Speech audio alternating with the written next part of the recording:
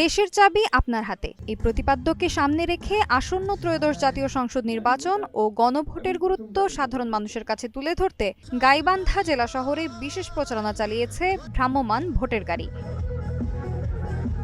৭ জানুয়ারি বুধবার বেলা 11:30টার দিকে সংস্কৃতি বিষয়ক মন্ত্রণালয়ের সুপার ক্যারাভ্যান বহরের ভ্রাম্যমাণ গাড়িটি জেলা শহরের বাস টার্মিনালে 2 ঘণ্টাব্যাপী চলচ্চিত্র প্রদর্শনী ও সাংস্কৃতিক অনুষ্ঠানের আয়োজন করে।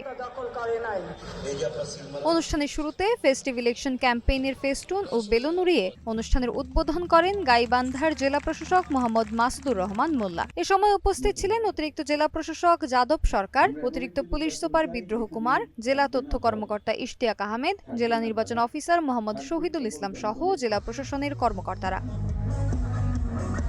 ভ্রাম্যমাণ ভোটের গাড়ির মাধ্যমে জুলাই গণ অভ্যুত্থান, জুলাই যোদ্ধা, বুয়েট শিক্ষার্থী আবরার ফাহাদ হত্যাকাণ্ড নিয়ে নির্মিত প্রামাণ্যচিত্র প্রদর্শন করা হয়। সেই সাথে গাড়িতে থাকা শিল্পীরা বিভিন্ন দেশাত্মবোধক গান পরিবেশন করেন।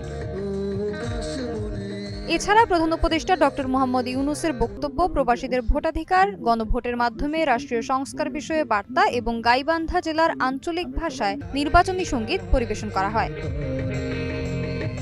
অনুষ্ঠান শেষে আসন্ন জাতীয় সংসদ নির্বাচন উৎসব মুখর হবে বলে সাংবাদিকদের প্রশ্নের জবাবে আশাবাদ ব্যক্ত করেন গাইবান্ধার জেলা প্রশাসক মোহাম্মদ মাসুদুর রহমান মোল্লা। এই গাইবান্ধা জেলার সকল জনগণকে আমি আশা সঞ্চারিত করতে চাই যে একটি অবাধ, সুষ্ঠু, নিরপেক্ষ এবং উৎসবমুখর পরিবেশে আগামী 12ই ফেব্রুয়ারি নির্বাচন অনুষ্ঠিত হবে এবং গণভোট অনুষ্ঠিত হবে।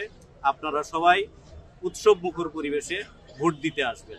বাংলাদেশ নির্বাচন কমিশন ঘোষিত তফসিল অনুযায়ী আগামী 12ই ফেব্রুয়ারি অনুষ্ঠিত হবে আসন্ন ত্রয়োদশ জাতীয় সংসদ নির্বাচন। সেই সঙ্গে অনুষ্ঠিত হবে গণভোট। সোনালী সাহা, নাগরিক প্রতিদিন।